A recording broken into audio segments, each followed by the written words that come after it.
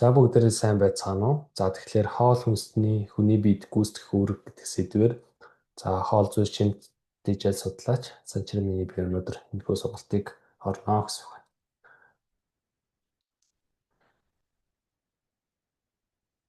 За тэгэхээр энэ сургалтын агуулга маань юу байгаа вэ гэхээр хоол хүнс гэж нь юу вэ?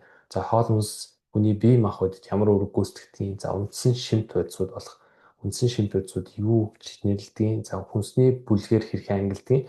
За хоолтын ер нь ямар зарчмууд байдгийг гэдэг талаар сургалтын агуулга маань байгаа гэсэн үг. За хоол хүнс гэж юу вэ гэхээр хамгийн түрүүнд энэ тодорхойлтыг бид мэдэх шаардлагатай байх гэж бодож байна.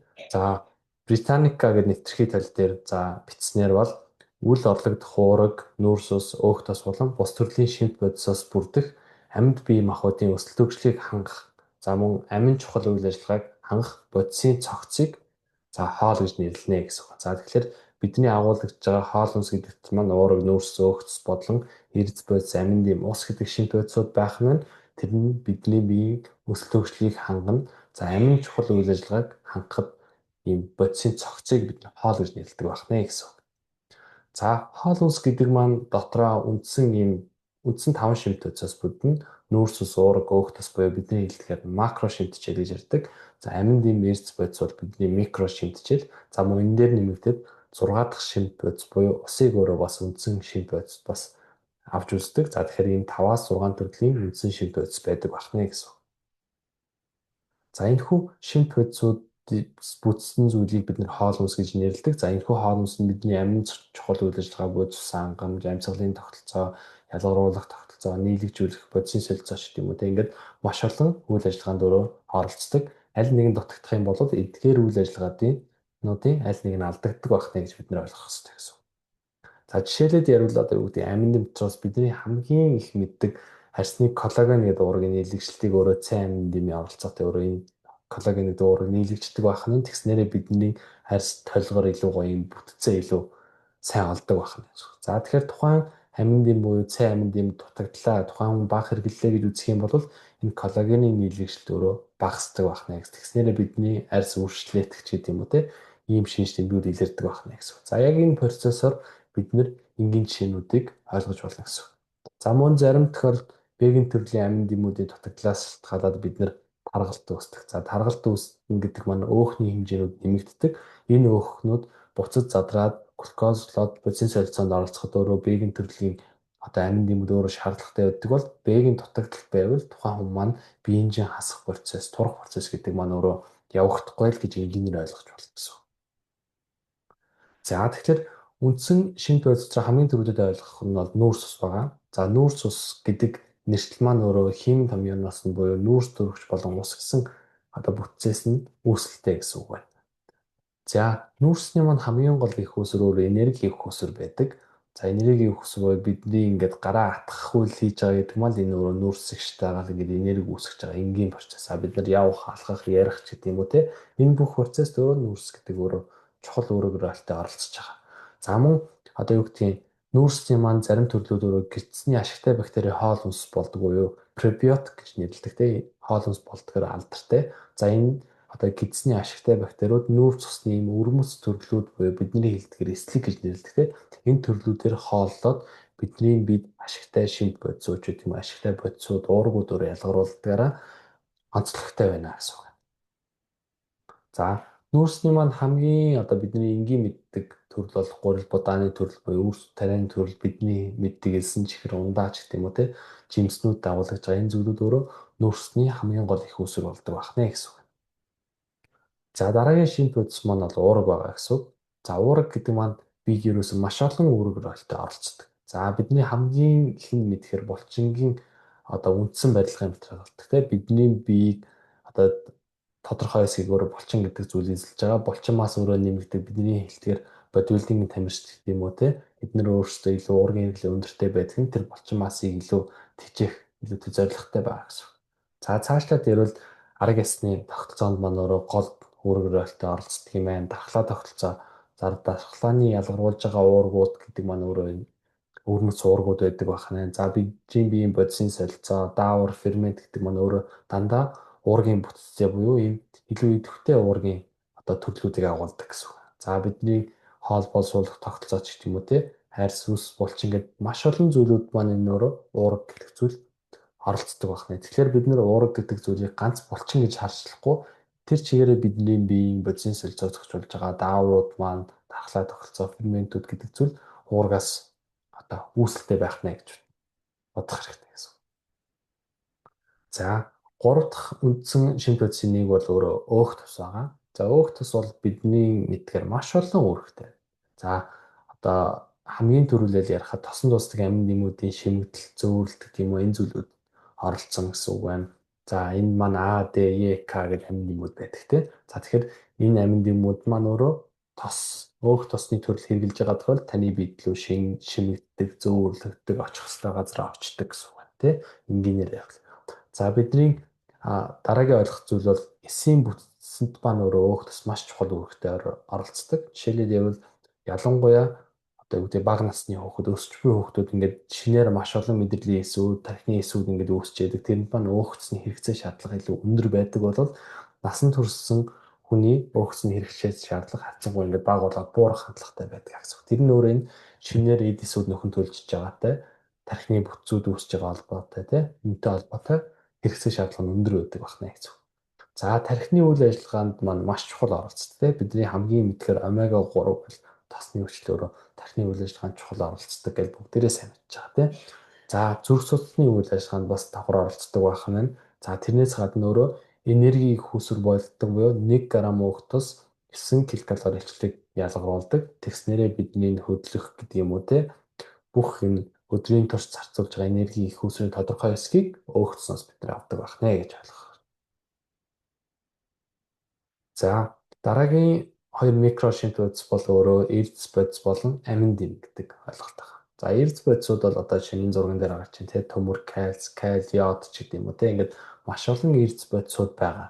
За гэхдээ тухайн эрдэс бодисууд дутагдах юм бол одоо юу гэдгийг зарим нэг эрхтний үйл ажиллагаач байдаг юм. Биеийн бодисын солилцоотой холбоотой үйл ажиллагаанд алдагддаг. За жишээлбэл ярил төмөр дутагдaltaй байвал төмөр маань өөрөө цусны улаан эсийг өөрөө нийлэж хөтлөх гол барилгын материал болдог буюу бид нар өөрөө цус багталтанд орох эрсдэл өндөр байдаг байна. За кальц дутагдвал бид нар нэг ясны нэгт борох те одоо ясны сэргэлт гэж ярьдаг. Миний эрсдлүүд өндөр байна. За одоо юу гэдэг каль дутагдах юм бол өөрөө яадаг вөхөр одоо бид нар одоо зүрх судасны үйл ажиллагаа ч гэх юм уу те маш олон үйл ажиллагаанууд шинийн тэнцвэргээд энэ зүйлүүд алдагдах боломжтой байх нэ гэсэн үг. За амин дэмүүт гэх юм бол амин дэмүүт дотроо А, Б, С, Д, Е, К гэх ингээд олон төрлийн амин дэмүүт байгаа. За жишээл энэ дотроос аваад ирвэл А амин дэм гэвэл одоо нүдний хараанд одоо сайн гэж бүгдээрээ сайн мэднэ. За нүдийг ин гэрэл мэдрэх уурга буюу тэр родопсин гэдэг уургийн нийлэгчтэнд хамгийн гол оролцдог. А аминдын байхгүй бол одоо тэр юу гэдэг те тэр нүдний харах чадварт оролцдог тэр уурга маань өөрөө нийлэгч чадахгүй учраас одоо тухайн хүмүүс нүдний хараа муудах ялангуяа шөнийн харалган гэж ярьдаг те энэ зүйлүүд үүсгэж байдаг юм ба те. За Б1 дутагдaltaй байх юм бол бидний энерги үүсэх процесс багтай буюу бид нэр эрч багтай байх нь байна те илүү ядрах нь байна гэх юм уу те. За B2 дутагдaltaй байх юм бол арсны эрүүл мэнднээс өгөр нөлөөлдөг байх нь байна гэх юм уу те. B3 дутагдaltaй байх юм бол илүү сэтгэл санаа давтаргүй байдаг гэх юм. Ингээд маш олон үүрэг хөрөөлөлттэй тухайн одоо юу гэдэг нь витаминууд маань оролцсон. За гэхдээ А амин дэмэхэд одоо ганц нүдний хараа гэдэг зүйл оролцохгүй. За бидний арьс ямар байх вэ? Тэ дархлаа тогтолцоо ямар ах вэ? Өсөлт ямар ах вэ гэх юм. Ингээд маш олон одоо чухал үүрэг ролтой оролцох боловч бид нэр илүүтэй зүйлүүдийн яриад байна гэсэн үг тийм. За тэгэхээр альва нэгэн шинж бодис дутагдах юм бол танд маш олон эрсдлүүд үүсдэг байх нэ гэсэн үг. За сая бид нэр хүнсэн дотор байдаг үндсэн шинж бодисуудын талаар ярьсан бол одоо ямар хүнсний бүлгүүд гэж байдгийг гэдэг талаар одоо ялцсан гэсэн үг. За хамгийн түрүүлээд бид нэр одоо юу гэдэг нь 5 төрлийн хүнсний бүлэг мэдэх хэрэгтэй. За энд маань нэгдүгээрт нь хамгийн түрүүлээд жимсгний төрөл байгаа. За бидний мэддэг одоо алим, банан, усан үзэм те нэрс одоо жүрж гэдэг юм. Энэ дээр харагдаж байгаа гүзэлцэн. Тэгэхээр эдгээр бүгдээрээ одоо юу гэдэг нь жимсгний төрөл байгаа. За хүнсний ногооны бүлэгт бол одоо энэ зурган дээр харагдаж байна те брокколи байна, чинжүү байна, эрдэнэ шиш байна те ловон байна гэдэг юм уу те маш олон төрлийн хүнсний ногоонууд маань өөр энэ дотор орж байгаа гэсэн. За үр тарианы бүлэг дотор бол илүүтэй бидний хэлдэг гурил бутааны төрлүүд, за талах малах гэдэг маань бүгдээрээ үр тарианы төрөлтэй орно. За овёс гэх юм бол үр тарианы төрөлч гэдэг юм уу те. Энэ бүлгүүд маань илүүтэй гурил будаагаар хийсэн түүгээр хийсэн бүтээгдэхүүнүүд илүү ордог байна гэсэн. За уургалаг хүнсний бүлэгт маань бол бидний хамгийн сайн мэдгээр махны бүх төрлүүд орно, өндөг орно, загас орно, за ургамлын гаралтай уургууд гэх юм бол дүүфүү орно, шаш буурцэг орно гэх юм уу те. Энэ нь өөрөө дандаа уургалаг хүнснүүд байх нэ гэсэн. За сүүсүн бүтээгдэхүүний төрөлд бол тийм тараг, сүү, бясалгч гэх юм уу те. Бидний одоо ааруул, аарц гэдэг маань өөрөө дандаа сүүсүн бүтээгдэхүүн байдаг байна гэсэн. За бид нар бүлгээр нь ингэж үндсэн 5 бүлэгт хувадаг байна. За тэгвэл одоо бид нэр тухайн бүлэг дотроо ямар шимт хэцүүд агуулдгийг гэдэг талаар ярилцгаая. За бидний хамгийн ихэнд ярилцах зүйл үр тарианы бүлэг буюу бидний гурил будаа гэдэг тийм. За гурил будаан дотроо энэ дээр бишээ авсан цагаан гурилаар хийсэн талх тийм. Бидний хэлдэг дээд гурил гэж ярьдаг тийм. За бүхэл бүрийн талх хоёрыг харьцуулсан байна. За жишээлбэл үр тарианд хамгийн их агуулдаг зүйл бол нүүрс ус байх нь. Нүүрс ус гэдэг маань өөрөө бидний цуснах сахарыг огцом нэмэгдүүлээд тухайн сахараас бид нэр энерги гэдэг зүйлийг гаргаж авснараа бид нэр хөдрийн түвшин өвдгийн хөдлөх энергитэй болдог тийм. За энэ маань өөрөө үр тарианд агуулдаг хамгийн гол шийдвэр байна. За эднийг хэтрүүлэн хэрэглэх юм бол бид нэр яг хөөхд таргалгал чихрийн шижээч гэх юм уу тийм ийм зүйлүүд үүсэх хэрэгсэл өндөр байдаг байна. За бидний хэлдгээр цагаан гуриланд бол уургийн агуулмж мэдээж бага хэмжээтэй байдаг юм. Нэг цэцэлхэн дунджаар 1 г уураг байдаг бол бүхлүүрийн талх нь 3 г уураг агуулдаг байна гэсэн. За цагаантханд аминдын эрс бодис илүүтэй бага агуулдаг болвол одоо юу гэдэг бүхлүүрийн талханд аминдын эрсийн агуулмжууд илүү өндөр байдгаараа энэ хоёр хоорондоо ялгаатай байна. За хүмүүс одоо жишээ нь чихрийн шижинтэй гэх юм бол илүүтэй цагаан талх идэхгүй бүхлүүрийн талх малх идэх гэдэг нь арай илүү уураг амин нэмүүд илүү өндөртэй байдагтай холбоотой. Гэхдээ одоо юу гэдэг нүүрсний агуулмжийн хувьд бол тийм ялгаатай биш байгаа нь харагдаж байна тийм.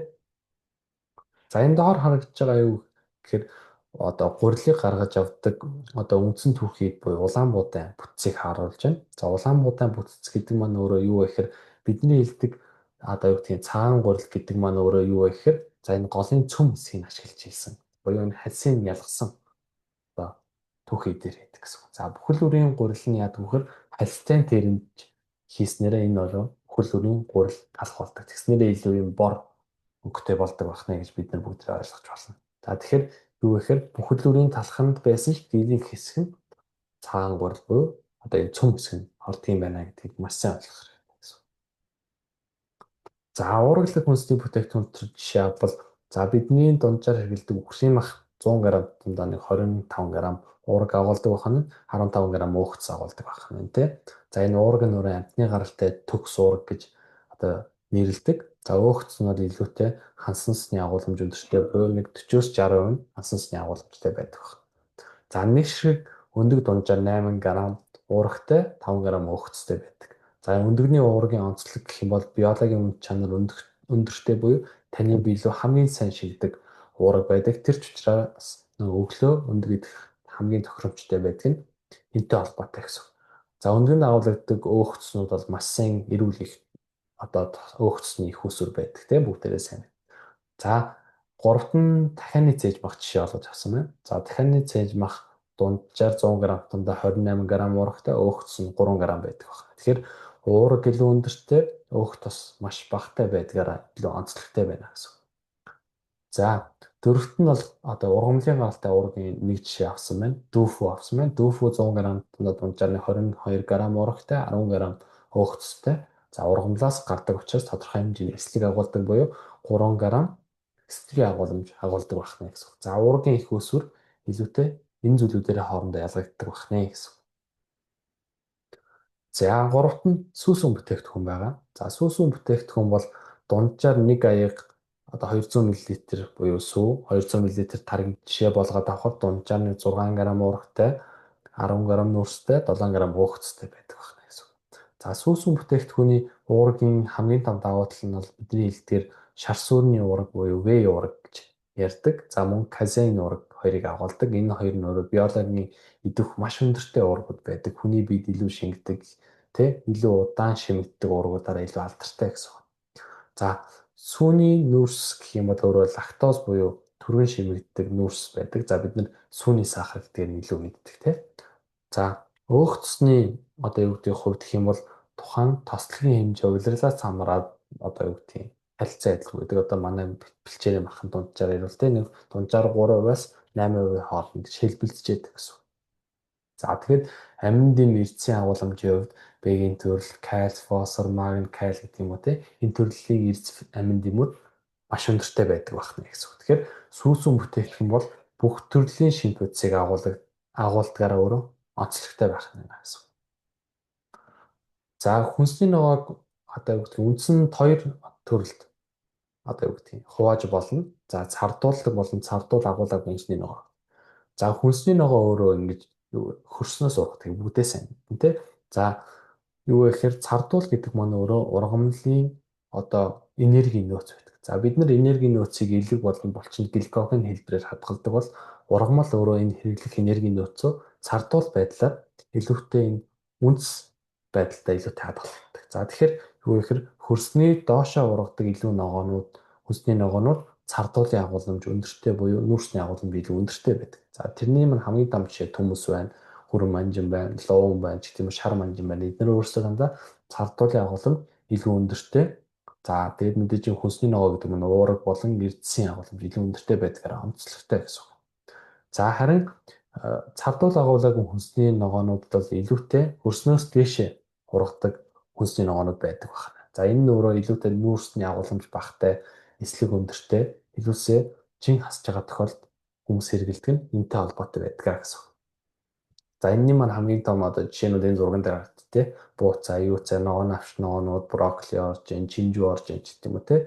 Эдгээр бүгдээрээ нүүрс багтай илүү чин хасахад тохиромжтой ногоонууд байдаг байна гэсэн. За тэрнээс гадна эрдэс амин дэмийн хувьд ярил кальц, төмөр, магний гэдэг юм уу тий. А, С, К-гийн агуулмж илүү өндөртэй ногоонууд өөрөө энэ төрлийн ногоонууд байдаг байна. За жимсгэн маань бол одоо дийлэнх одоо юу гэдгийг агуулгадаг шимт байдсан бол хальсанд нь агуулгадаг эслэг байгаа тийм. Одоо энэ зурган дээр харагдаж байгаа одоо юу гэдгийг альман дээр гээд чи аваад явахад хальсандаа хамгийн их эслэгийн хэмжээ нь байгаа. За тэр эслэгийн пектин болон гемицеллюлоз хэлбэрээр одоо байдаг гэсэн үг.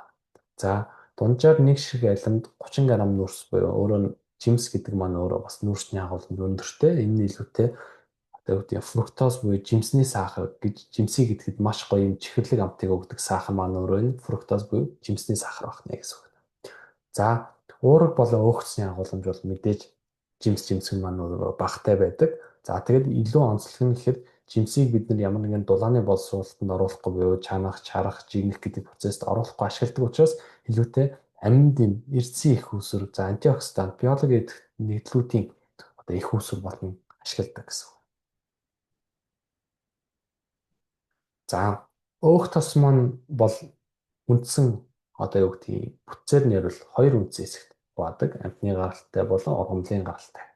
За амтны гаралтай нь өөрөө бидний малын өөхнүүд байна, цөцгийн тос, шар тос, сүүлний өөх, хөвчүүний өөх гэх юм уу те. Ургамлын гаралтайснууд нь илүүтэй нарамцгийн тос, оливын тос, рапсын тос, одоо цагаан будааны тос гэх юм те эднэр байдаг байна гэсэн. За тэгэхээр амтны гаралтай тос маань тасалгааны температур илүү хатуу бүтцтэй байдаг те. Тийм ч учраас хансансны агуулмж илүү өндөртэй байдаг. За тэгэхээр энэ хансан тос гэдэг зүйл маань өөрөө ямар хүмүүст илүү тохиромжтой байдаг вөхөр илүүтэй өсөлтийн наснд үүсэж байгаа одоо хэрэгцээ шаардлага илүү өндөр байдаг. Бага насны байдаг юм уу, өсвөр насны хүүхдүүд илүү өндөр байдаг нь ягаад гэвэл шинээр маш олон эсүүд үүсч яадаг. Одоо өсөлтөд явуулж яадаг тэр холбоотой бол одоо юу гэдэг ургамлын гаралтай тоснууд маань өөрөө ханаагүй тосны агуулга өндөртэй байдаг. За тэгэхээр энэ ханаагүй тоснууд маань бол илүүтэй бодисын солилцооны маш чухал үүрэгтэй байдаг учраас насанд хүрсэн хүмүүст илүүтэй шаардлагатай байдаг гэсэн. За тэгэхээр бид нар юу гэдгийг 18 нас хүрсэн бол амьтны гаралтай тоснуудын хэмжээг нас ахигдсан бууруулах шаардлагатай. Тэгэхээр бид нар их хэмжээний өөх гэдэг амьтны гаралтай өөхс гэдэг бол энэ өөрөө 18 наснаас хойш багасгах шаардлагатай байдаг бол илүүтэй ургамлын тоснууд буюу омега 3, омега 9 гэсэн тосны өвчлүүд агуулсан тоснуудыг илүү сонгох шаардлагатай байдаг байна гэсэн. За тэгвэл бид нар одоо юу гэдгийг хоолтын зарчим ярихаар хамгийн түрүүлээд тавганы зарчим ярьдаг тийм. За энэ тавганы зарчим маань юу юунаас бүтгүүхээр за бидний тавганы тал нь жимс хүнсний ногоо байхыг өөрөө зөвлөдөг. За энэ нь өөрөө яагаад гэвэл бид нар жимс хүнсний ногооноос эрс бодис, амин дэмүүд, эслэг гэдэг зүйлүүдийг хамгийн гол авдаг учраас бидний одоо тавганы тал буй дийлэн хэсгийг эзлэх шаардлагатай байна. За энэ тавганы зарчим маань дэлхийд дахинд одоо үүсэж байгаа одоо хамгийн том асуудал болох тархалт, чихрийн шижийн халдварын бос өвчлөл гэдэг зүйлүүдтэй холбоотой. Энэ өвчлүүд маань юунаас шалтгаалж үүсдэг вэ гэхээр энэ бичиж шинжилгээний дутагдал буюу амин дэм эрс бодисын дутагдал, эслэгийн дутагдал гэдэг юм уу те. Эднээс шалтгаалж үүсэх учраас тэднийг одоо нөхөх зорилттой гэж энгийнээр бол ойлгож байна те. За мэдээж тавны 4/1 хэсэг буюу бага хэмжээнд үр тариа буюу бидний хэлдгээр гурил будааны хэрэглээ ордог. За тэгэхээр үлдсэн 4/1-т нь уураг илүүтэй агуулсан хүнснүүд байгаа гэсэн үг. За тэгэхээр уурагдлаг сайтай хүнснүүд хэрэглэхдээ жимс хүнсний ногоо хэрэглэх гэдэг маань өөрөө бидний тархалтаас сэргийлж байгаа халдварын бос өвчлөлөөс сэргийлж байгаа тийм маш олон юм давуу талуудтай. Дээрээс нь үр тарианы хэрэглээд бууруулахгүй бидний хэлдгээр ялангуяа энгийн нүүрс болох цагаан гурил, цагаан будаа, элсэн чихэр гэдэг юм те энэ зүйлүүдийг багасгах нь өөрөө чухал болчиход байна гэсэн үг. За тэгэхээр энэ тавны зарчим маань өөрөө энэ ойлголтоор үүсдэг байна гэсэн үг. За бид нар тэгвэл хоол хүнсэн дээрээ жишээ авъя те. Бид нар өглөө юу идээд гарахад ямар шинж төвс авдаг те. За өглөө бид нар жишээ олгоод ярихад шарсан өндөг талхтай идээд одоо гарлаа гэхэд энэ маань өөрөө өндөг гэдэг маань өөрөө маш эрүүл уургийн их усүр байдаг те. Маш эрүүл өөгцсний их усүр. За талх гэдэг маань илүүтэй нүүрсний агуулмж өндөртэй учраас одоо таны өдрийн турш одоо хөдлөх энергийг өөр бий болгож байна гэсэн. За хүнсний ногоо хажууд нь бага хэмжээтэй идэлх энээс бид нэр эслэг амин дэмэрч зуургууд авснараа бид нар ингээд үндсэн 5 шинжлэлүүдийг энэ хоолноосоо бүрэн дүрэн авч чадж байна гэсэн. За арай эсвэргээрээ бодвол те бид нар дийлэнхтэй өглөөдөө боов талах цэцгийн цэцтэй ч гэдэм ингээд идээд гарт те. За цэцгийн цэц гэдэг маань өөр юу вэ? Өгцсний төрөлтэй орно те. За талах гэдэг маань нүүрсний агуулмжтай. За тэгэхээр бид нар хүнснийхаа шимтгийлийн бодисоор аваад үзвэл эслэг гэдэг зүйлүүд энэ хоол хүнсэнд маань бага орсон байна те. Уураг гэдэг зүйлүүд байхгүй байна. Эрс бодис гэдэг зүйлүүд байхгүй юм ч тийм үү те. Биднэрт энэ зүйлүүд дутагдaltaй. За тэгэхээр бид нар байнга өглөө юу гэдэг боов талах зөвхөн энэ зүйлүүд идээд гараад ах юм бол шаардлагатай бүрэн дүрийн шинж бодисууд энэ уураг, эрс бодис, амин дэм эслэг гэдэг зүйлүүд авч чадахгүй байна. За энэ нь өөрөө урт хугацаанд үргэлжлэхээр бидний маш олон өвчлүүд, тархалт, чихрийн шижийн халдварын бус өвчлүүд одоо эрсдлийг нэмдэг юм байна гэдгийг ойлгох хэрэгтэй гэсэн. За хэдлээ зүгээр оройн хоолндоо зарим хүмүүс тараг уугаад унтлаа, зэрлэг жимс одоо тараг нэрстэй ингээд хийгээд эсвэл шейк гэтэр хийгээл уудаг тий. За энэ маань тэгвэл юу гэж үзэх юм хэрэг тараг гэвэл уураг, нүүрс, өөгц, эрс бодис, амин дэм за мөн ашигтай бактериуд ингээд агуулдаг. Маш сайн одоо хүнсний их ус байдаг тий. За зэрлэг жимс гэх юм бол өөрөө эслэг өндөр агуулдаг, антиоксиданттэй, цай амин дэмэгтэй, дээрэс нь эрс бодис илүү өндөртэй ч гэх юм уу те. Ингээд харах юм бол бид нэр маш олон шинж бодисуудыг өөрөө энэ хоол хүнснээс авч чадчихна те. За хэдүүлээ дахиад нэг жишээ авбал жимсний смути гэж бат. Хүмүүс одоо ялангуяа эмэгтэйчүүд турах дэглэм барихад те зан ийм жимс ногооны смути хийдэг те. Энэ маань өөрөө юу агуулгадаад байна вэ гэхээр жимс гэдэг маань өөрөө нүүрс өндөртэй, эслэг өндөртэй, амин дэм эрс илүү өндөр агуулж байна. Гэхдээ яг бид нар шаардлагатай уураг өөх тос гэдэг зүйлүүдийг энд агуулахгүй байна. Тэгэхээр удаан хугацаанд дан ийм жимсний смути одоо хийж одоо ууж турах нь өөрөө яадаг вөхөр бид нар энэ уураг шаардлагатай өөх тос юм уу те үл орлогдох энэ амин хөтлүүд гэдэг зүйлийг авахгүй байснараа бид нар буцаад жин нэмэх, бодисын солилцоо удаашрах, бодисын солилцооны алдагдлалд орох гэх юм уу те ийм эрсдлүүдийг нэмдэг байх гэсэн. Тэгэхээр илүүтэй шимт хичээлийг тэнцвэртэй байдлаар буюу тэнцвэртэй уураг, тэнцвэртэй өөх тос, тэнцвэртэй эслэг амин дэм гэдэг зүйлүүдээр авах нь илүү чухал байдаг байна гэсэн. За тэгэхээр бид нэр сургалтын төгсгөлд юу ойлгож авах вөхөр бид нар үндсэн 5 шимтгийд суулгах нүүрс ус уураг өөх тос эрс бодис амин дэм. За түүн дээр нэмээд ус гэдэг ийм шимтгийд байдаг байна. За тэр маань өөрөө бидний идж байгаа хоол хүнсний тавгийг бүрдүүлэх нь байна. За энэ 5 шимтгийдсийг тэнцвэртэй хэмжээнд агуулж байгаа тохиолдолд бид нар эрүүл хоол хүнс гэж өөрөө нэрлэх нэ гэсэн үг.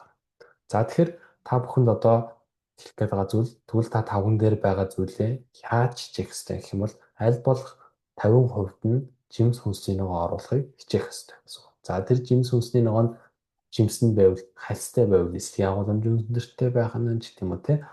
Одоо юу гэдэг хүнсний ногоо нь аль болох олон үнгийн олон төрлийн байх тусмаа таны эрүүл мэндэд тустай байх гэсэн. За үр тарианы бүлэг нь байвал аль болох цагаан гурил будаа гэхээс илүү бүхэл бүрийн альстай үр тарианууд сонгохыг хичээгээрэй. Альстай болгосон уургийн агуулга гэрч бодис ч гэх юм уу те энэ зүйлүүд нь нэмэгдэх нь гэхдээ хэтрүүл нэрвэж болохгүй байна шүү дээ. 5-ны 4-ний 1 хэсэг рүү байхын хичээгээрэй. За махны буюу уурглаг төрөл дээр аль болох 7 хоногийн 2 өдөр дахианы мах, загасны мах гэх юм уу те цагаан махны төрлүүдийг илүүтэй сонгох нь зарим төрлийн өвчлүүд жишээлээд ярил бүдүүн эзний хор тавдар, хоол боловсруулах тогтолцооны өрөвсөлч гэдэг юм те энэ зүйлүүдийг багасгадаг байх нэ. За тэгээд өдөрт 1-2 аяг сүүсэн бүтээгдэхүүн буюу сүү, дараг, харуул, бяцлаг гэдэг зүйлүүдийг хэрэглэхийг хичээх нь байна. Ингэснээр бид нар шаардлагатай бүх аминдын эрдэс, бодис, макро шинэтэй жилүүдийг энэ хоол хүнснээсээ авах боломжтой болдог байх нэ. За эхний сургалтанд маань сууж анхаарал хандуулсан та бүхэндээ баярлалаа. За тэгээд дараагийн сургалтанд хамт оролцоорой гэж хүсье.